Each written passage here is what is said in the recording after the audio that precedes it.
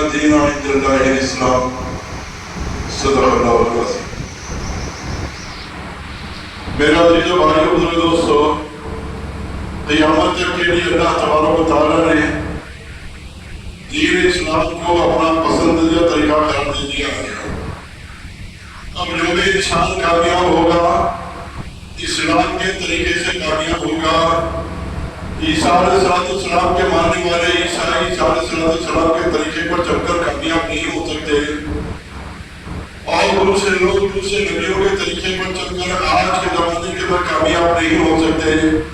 خدا پاک نے سارے ادیان کو منسوخ فرما کر دین اسلام کو قیامت تک کے لیے جاری و ساری فرما دیا۔ اب جو انسان بھی کامیاب ہونا چاہے اس کو اسلام کے طریقے پر زندگی گزارنا پڑے گا۔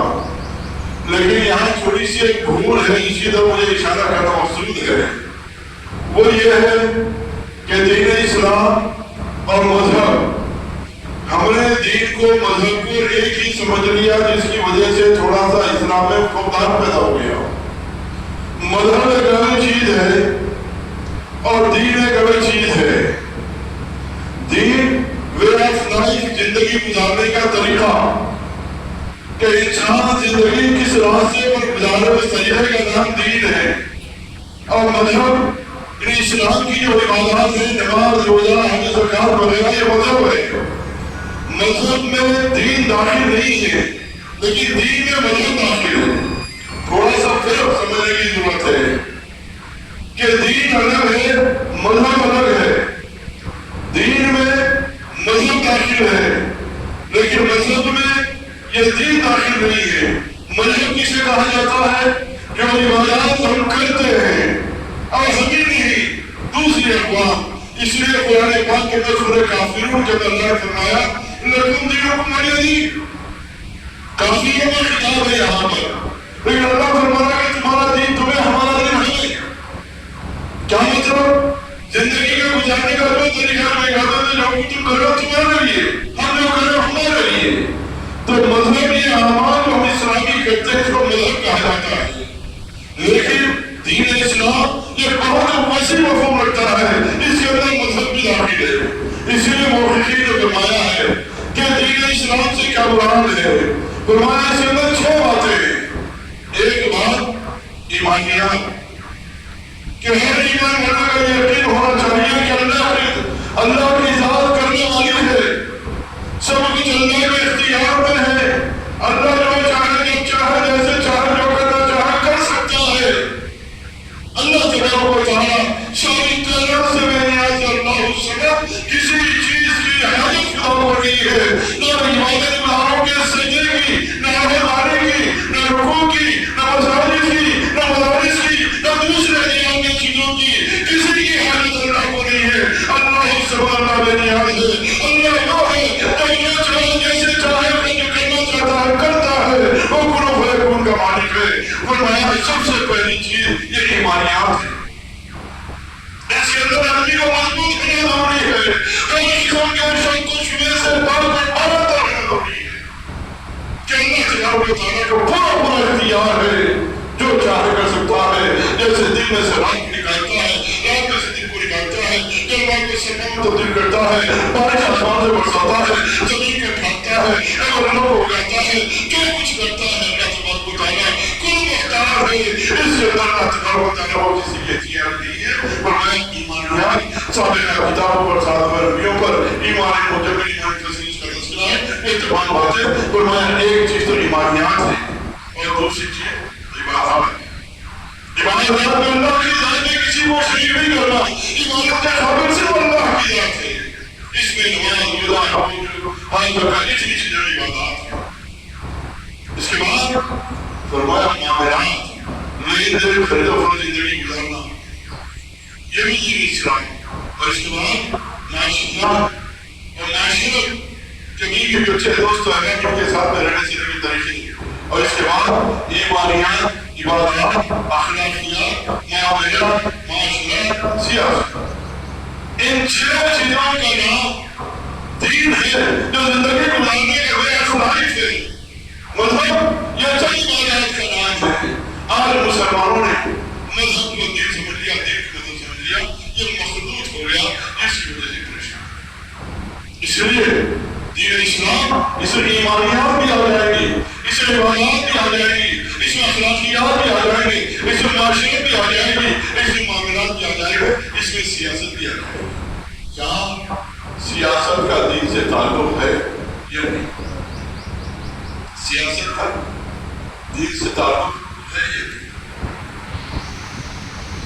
سمجھنے کی بات یہ ہے کہ سیاست کے بغیر دین اور دین کا تصور یہ ادھورا ہو جاتا ہے.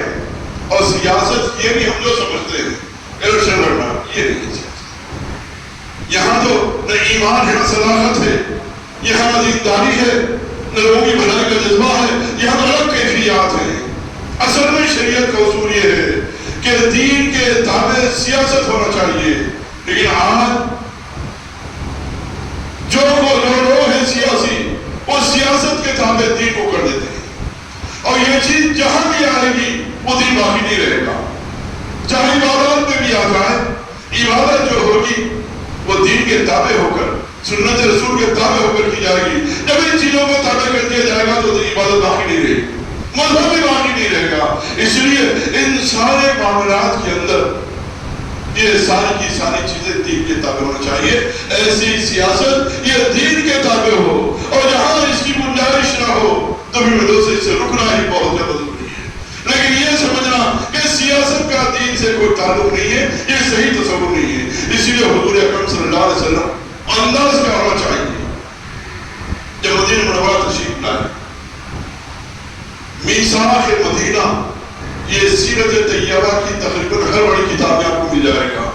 مؤرخین کا کہنا ہے کہ وہ میثاق ہے، یہ تحریری وہ معاہدہ ہے جو انٹرنیشنل لیول کے اوپر تقریباً 54 ایکٹس اس کے اندر دفعات ہیں، جس کو حضور اکرم صلی اللہ علیہ وسلم نے مدینہ آنے کے بعد میں اس کو مرتب فرمایا ہے. ہوا کیا؟ جب آپ صلی اللہ علیہ وسلم مدینہ تشریف لائے، آپ کے بارے میں تو امین و صادق، سچے اور سارے کمالات سے سب لوگ واقف بھی تھے. گویا ایک وہ عداوت دشمنی کی وجہ سے آپ کی دشمنی کرتے تھے، لیکن جو لوگ غیر تھے وہ بھی اس معاملے میں آپ کی تعریف کیا کرتے. جب آپ مدینہ منورہ تشریف لائے، یہاں کچھ قبائل تھے، یہاں کچھ قبائل تھے، اور حضرت بنو خریزہ، بنو نجار، یہ اس انداز کے 5 یا 6 قبائل تھے. ان کے اندر بہت دشمنیاں اور لڑائیاں تھیں. حضور اکرم صلی اللہ علیہ وسلم نے سیاسی اعتبار سے اقدام کیا. کیا کیا کہ سارے بڑوں کو بلا لیا، قبیلے میں سارے بڑوں کو بلا کر ان کے سامنے باتیں کی. دیکھو ہم آپس میں جو دشمنیاں کر رہے ہیں اس کی وجہ سے ہماری کمزوری سے تو فائدہ اٹھائیں گے. اس لیے اس بات کا معاہدہ کریں کہ ہمارے خلاف جو بھی آئے گا ہم سب مل کر اس کا مقابلہ کریں گے. ایک معاہدہ تحریر کیا جائے.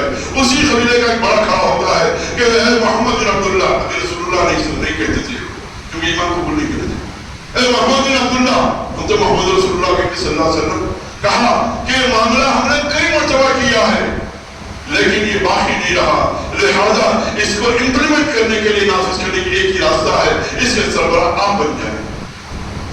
ایک قبیلے کا سردار کھڑا ہوا، پھر دوسرے کا، تیسرے کا، تقریباً اکثریت وہاں پر کھڑے ہوگی کہ یہ بہت اچھی چیز ہے، ہم نے کیا ہے لیکن اس کو ہم نافذ نہیں کر سکے، آپ کی بات ہم مانیں گے. حضور اکرم صلی اللہ علیہ وسلم نے اس بات کو اور اس کے بعد ان قبیلوں کو ساروں کو ملا دیا اور ایک تحریری معاہدہ جس کو میثاق مدینہ کہا جاتا ہے آج بھی تحریر میں موجود ہے. اور لوگ اس کو موقعین کہتے ہیں کہ عالمی اعتبار سے بہترین دستور جو تحریری اعتبار سے تحریر کیا گیا ہے وہ حضور اکرم صلی اللہ علیہ وسلم کا میثاق مدینہ ہے.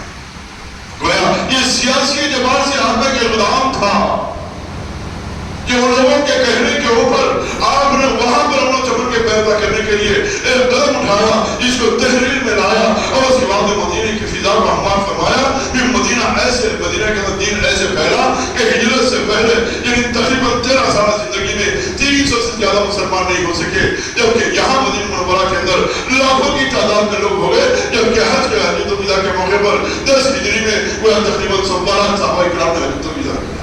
اتنی بڑی تعداد کو اس ماحول کو سازگار بنانے کی وجہ سے. اسی لیے میں دوستو ایسے اقدامات آج بھی مسلمانوں کو کرنے کی ضرورت ہے. اس موقع پر میں یہ بات اس لیے عرض کر رہا ہوں کہ وہاں خلیل الرحمن سجاد نعمانی مدد اللہ جو اس وقت کے بہت بڑے مفکر ہیں اور جن کی نگاہ عالمی سیاست پر ہے اور جو علمی اعتبار سے کمال ہے، کمال اور تصوف کے اعتبار سے پھر ذوالفقار نقشبندی دامن برقدم کے خلیفہ خاص ہیں جن کی خانقاہ نظام بمبئی کے اندر ہے اور پورے علاقوں کے اندر دورے کرتے ہیں. اس وقت میں گویا امت کے حالات کے لیے تڑپنے والے خلیل الرحمن سجاد نعمانی جو اس میں ایک اونچا مقام رکھتے ہیں. ان کی اپیل بار بار آ رہی ہے اور مسلمانوں سے بات کہی جا رہی ہے کہ دیکھو ہندوستان کے مسلمانوں کو یہ مذہب وطن ہمیں بہت پیارا ہے اور ہم خود اس سے واقف نہیں کہ ہمیں کتنا پیارا ہے. آپ سے کوئی سوال کر لے بتاؤ رمضان کی تم سعودیہ کے چاند پہ کرتے ہو یا ہندوستان کے چاند پہ کرتے ہو؟ کیا جواب دیں گے آپ؟ سعودیہ میں ایک دن ہی پہلے ہوتی ہے، وہاں سے ایک دن بعد میں ہوتی ہے. پہلے کیوں نہیں کرتے؟ ہمیں سعودی کے چاند سے کوئی مطلب نہیں، ہم تو اپنے وطن کے چاند کو دیکھ کر روزہ رکھتے ہیں، وطن کے چاند کو دیکھ کر عید کرتے ہیں. وطن ہمارے پاس میں شریعت اسلامی اتنی اہمیت کا حامل ہے، ہم سعودیہ کے یا پاکستان کے چاند پر روزہ نہیں رکھتے، اس کے چاند پر عید نہیں کرتے، بلکہ ہندوستان کے آسمان میں چاند نظر آتا ہے اس وقت میں ہم روزہ رکھتے ہیں، اس وقت میں عید کرتے ہیں. کیونکہ ہماری شریعت سکھاتی ہے کہ تم جس ملک میں رہتے ہو اس کا مرتبہ ہے کہ وہاں کے چاند کو دیکھو تو روزہ رکھو، وہاں کے چاند کو دیکھو تو افطار کرو، عید کرو. سعودیہ کے اعتبار سے افطار ہم نہیں کر سکتے کہ وہاں کتنے بجے افطار ہوتا ہے اسی وقت افطار کریں. نہیں، ہمارے پاس جب سورج ڈوبتا ہے اس وقت افطار کرتے ہیں. ایسی 20 باتیں آپ کو مل جائیں گی کیونکہ شریعت اسلامیہ نے امت مسلمان کو پیغام دیا ہے. اس لیے مولانا الرحمان سجاد نعمانی دامت برکاتہم جن کا ایک سفر میں نے حیدرآباد بھی کروایا تھا تقریباً 15-20 سال پہلے، میدان عیدگاہ کے دن کا خطاب ہوا تھا. ہمارے گھر پہ انہوں نے قیام بھی کیا تھا. اس وقت ایک بہترین خطاب انہوں نے میدان عیدگاہ کے دن کیا تھا. میرے جامعہ کی دور صدارت کے دوران ان کو یہاں پر بلایا نہیں تھا. مولانا خلیل الرحمان سجاد نعمانی وہ بار بار اپیل کر رہے ہیں کہ وہ ڈالنا ہندوستان کے اندر یہ غیر شرعی کام ہے، بلکہ جس دن آپ کے علاقے میں ووٹنگ ہے اس دن آپ کا دینی ملی فریضہ ہے اور ذمہ داری ہے آپ خود بھی ووٹ ڈالیں اور آپ کے جتنے لوگ ہیں ان کو بھی ووٹ ڈال کر واقف کریں. آپ کے جتنے گھر میں افراد خاندان ہیں جو ووٹ ڈالنے کے قابل ہیں ان کو بھی ووٹ. اس کو غیر شرعی کام مت سمجھے، یہ میری بات نہیں، مولانا الرحمان سجاد نعمانی اس وقت میں پہلی سب کرنے کا شمار ہوتا ہے، ان کا ایک پیغام اور بیان.